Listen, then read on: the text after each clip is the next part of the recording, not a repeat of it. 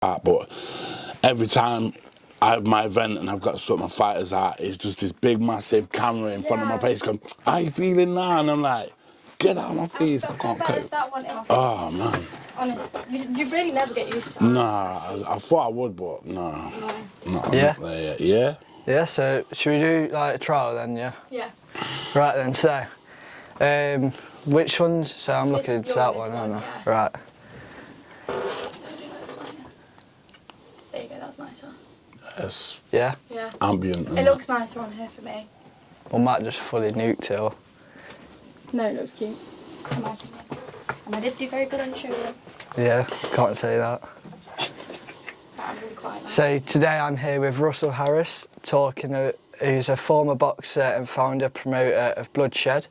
So Russell, how did boxing become part of your life? Do you know what? It goes back from being a bit of a terror growing up, always on the streets, scrapping.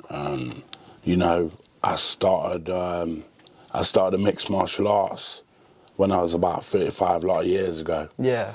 And obviously something happened, so I was kind of macheted. There's big incident, PTSD, couldn't go out, and someone got me on the path of like I couldn't go into crowds, and someone one day was like, right, we're going to mixed martial arts. Yeah. So I went there, and I was probably about 25 stone because all I did was stay in the house and eat, drink. And the coach there was called Lee Livingston, and he run Bushido, MMA and Brazilian Jiu-Jitsu academy. And I went in there and I tried to leave and he wouldn't let me leave. He was like, you're not leaving till you do a knees to chest. I've got to jump knees. I was like 25 stone. I'm not. But I tried it. And then I come back, and I come back the next day, and I took mixed martial arts up, jiu-jitsu, Muay Thai, MMA, and then COVID struck, and I was in Liberties hitting a bag, and someone said, "Do you want a boxing match?" But then I was probably about 40, 45, and I'm like, I'm too old for this. I can't be doing these kind of things. They took me into it. I had my first fight at Palais. And I was in there, I walked down, I'm nervous, my coach is there, and I'm like, what am I doing, man? I'm 45. So nerves will carry you. Nerve was in. Yeah. And I got in there and I'm looking at everyone's screaming, a lot of people there, and I'm like, and then it starts, I'm like, I seen this big guy, another big bulk, I'm like, I'm getting splattered here. So it started off and I'm fighting, and then just before the end of the first round, I put him down. And I was like, oh, I can actually do this. Yeah. And 7 seconds of the second round knocked him out. And I was like, what? Oh, and the buzz you get. Yeah. So that got me addicted. So that's my adrenaline.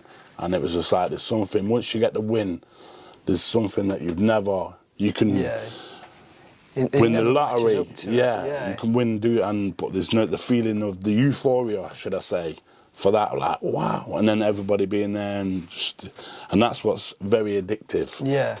So, and then luckily, my next fight, I got a chance to fight at Motor Point Arena. Oh.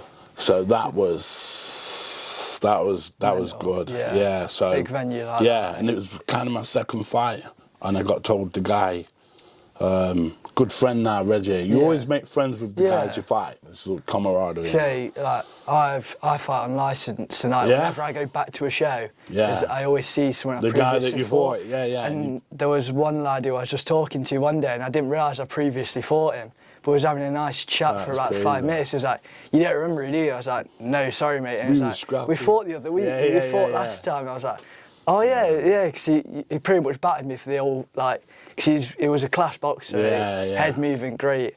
And I was like, I just didn't recognise him because he changed a bit. And then he said, "We fought last time." And I was like, "Oh yeah, you battered me for about 3 rounds straight for like 5 minutes." That's mad.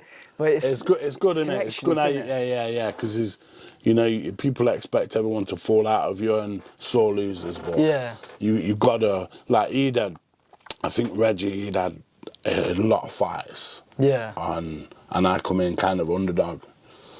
But I thought, you know what, I'm a bit older, no one trains like me. I trained like an absolute menace.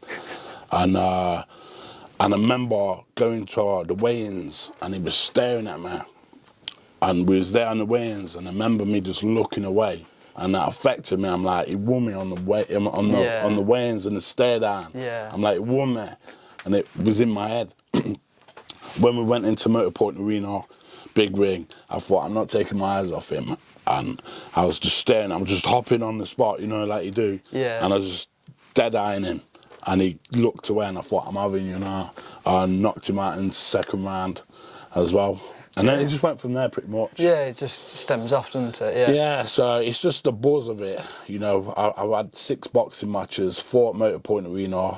I fought a bare knuckle fighter at Motorpoint Arena and lost on points. Everyone said I won it. Yeah. But on paper. Yeah. But that's what got me in, you know, it pretty much stemmed from the machete got me into Yeah, it moulds you, doesn't it? Like, it did, definitely. It doesn't help you physically, well, it does, but it doesn't. That's not its only thing. It helps you mentally. It does, definitely. More mentally. People around you. Yeah, definitely more mentally. That I mean, building this fight club up now. There's no end of fighters that I chat to. I don't really sleep much, so the fighters are always in my messages, and I'll chat with them, and a lot of mental health comes up. Yeah. So hence why I wanted Luke Brasshammer Brassfield here, because he's the ambassador for mental health for Bendigo Fight Club. So it would have been nice, but you know, not everything works out. But glad you're here and everything. I was glad we made it here. Eventually. Third time charm. Yeah, it is. Yeah, third time's the charm. So. Yeah. So you said you had a bare knuckle fight previously for when you was first like stepping into the boxing industry. Yeah. A lot of kind of unlicensed. That's like a lot of the fighting before anything was always underground street. You know, just fighting for the sake of fighting. Yeah. So nothing. I mean, this one on the 30th of May is going to be an actual bare knuckle in the boxing ring with a lot of people watching. You know, but that's kind of a smaller one. I've got June the 27th. I'm putting on a big match. You've got to come to this if you're free. You're more than welcome. You are. So I'm not going to say where because everyone will know, but it's in Nottingham and it's outside, and I'm going to get a live band going on. There'll be like bare knuckle, some boxing, MMA, hybrid, but mainly bare knuckle. And we're bringing 5 Americans over to do an England versus. Oh, yeah. They're from Texas, but England versus America, and I'm fighting the American promoter. Oh. So that'll be good. And that'll be between me and him. We're probably the oldest. Yeah. It'll go in the record. It'll go in the books. Man. Yeah. It'll go in the books. So it sounds for the oldest. Really fighters. Sounds mental. But yeah, that'd be massive. That one. Has bare knuckle always been part of like the not mine. See, there's me and my cousin Gavin. So I was always pretty much fighting, boxing, and my cousin had a lot. Used to help other promotions. I'm not going to say what names. And then one day it was just Russ, like, do you want to become a bare knuckle promoter? And I'm like, bare knuckle promoter? I'm thinking Backstreet, you know, like Dodgy. And he's like, oh no, it's all professional. And invited me to one at Collick Hall, and it was amazing. Yeah. Like probably lit up. Like this is me. I can see me doing this kind of. If the crowd's there and all, like you've got good fighters, the crowd. My last one, so I've had one at Collick Hall, and we got about 400 people there, and I didn't really see many fights, but I was just looking around at the crowd, and they're just up on the. Everything was tables, so everyone could see it, but no one was sitting, and I was just. Everyone was going, that fight. I was like, I wasn't looking at the fight. I was looking at the crowd, the atmosphere. Yeah. It was just amazing. I mean, it's bare knuckle, isn't it? It's like a lot of people are interested in combat sports because definitely. They like to see fights. People like to see other people get hit. It's like social media.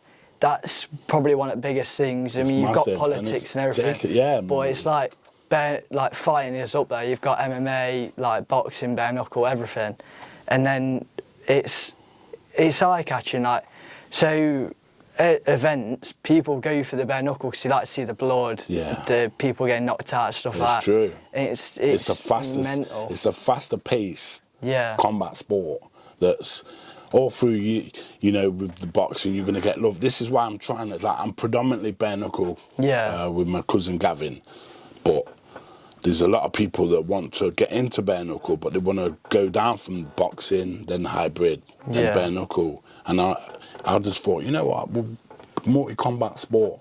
You know, I'll put something on that everyone can have a go. It's taken out, everyone's doing it now.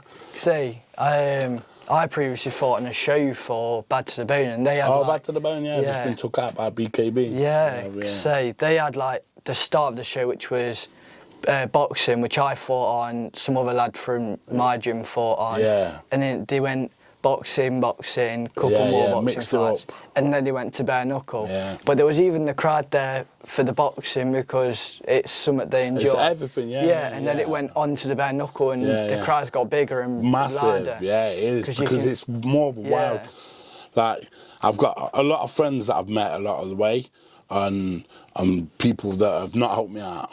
You know, I mean, my first ever show was a promotion versus promotion, and we got on with a promoter, and we thought he was there to help, and then pretty much the last week pulled all his fighters, and you know, it felt like he tried to stitch up. He says no, I'm not going to say any names. He'll know who it is. But the Russ Harris, Dana Harris of promoter, it made me go to work. Like, so anytime anyone does something to affect me and my fight club, makes me work harder. Pushes you My more. vision's too strong to be took down.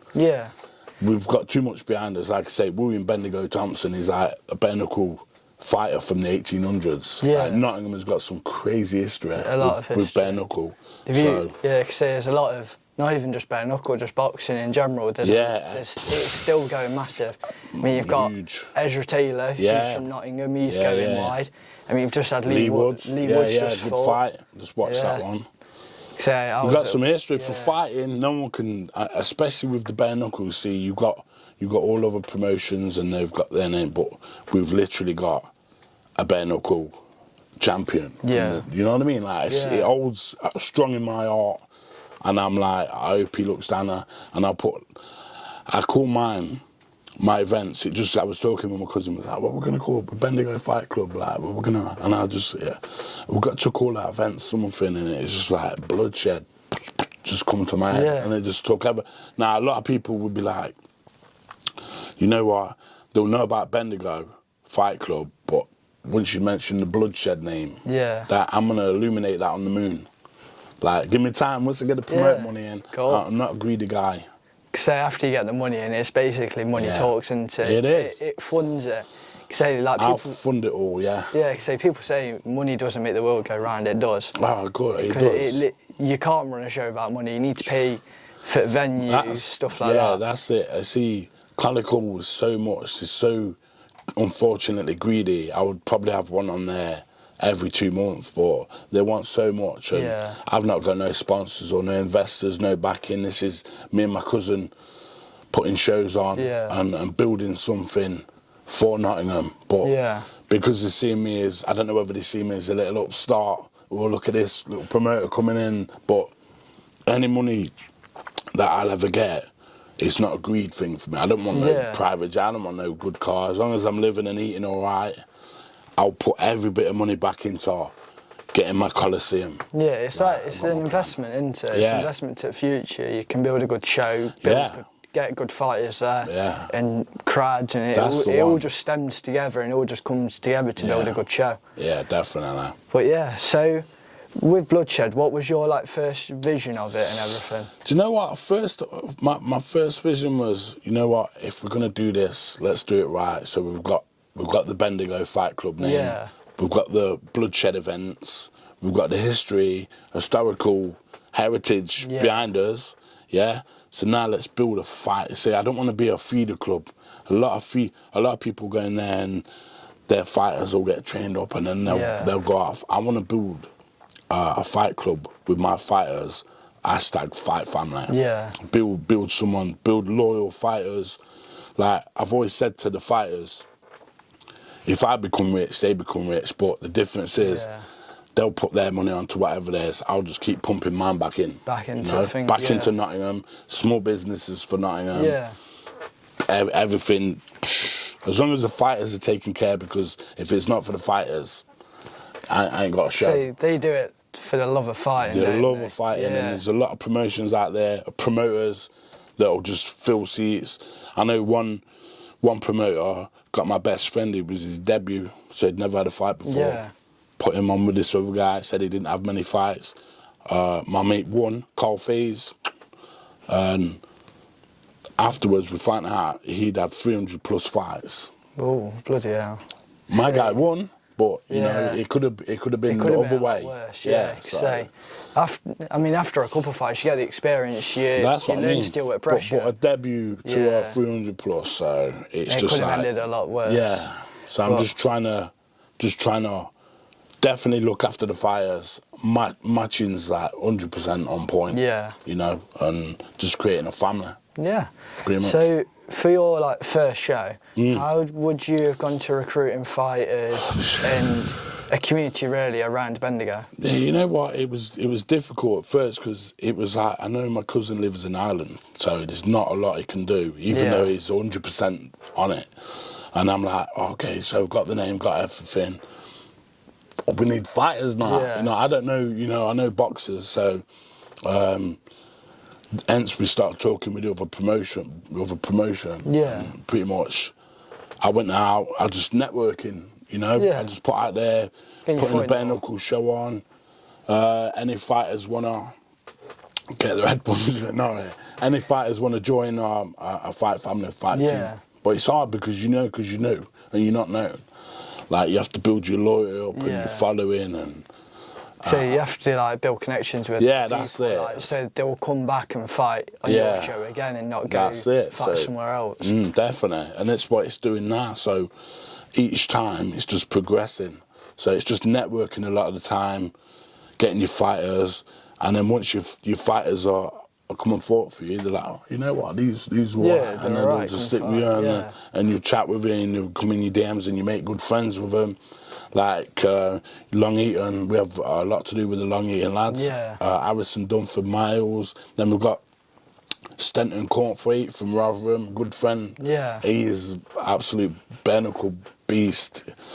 You know, Sam Blakeslayer and Alex Green, who's the gladiator for my for the fight club. So it's just say all just one person leads to another. It does, Even one fighter can bring in another fighter, and then those fighters bring in a crowd from their area. That's what happened, And it's it all just, like I said before, it all just stems together. It comes together, and you get a big show going, and it carries on. And like you said, you invest your money back into it. Definitely, it only gets bigger and bigger. Yeah, that's what I mean.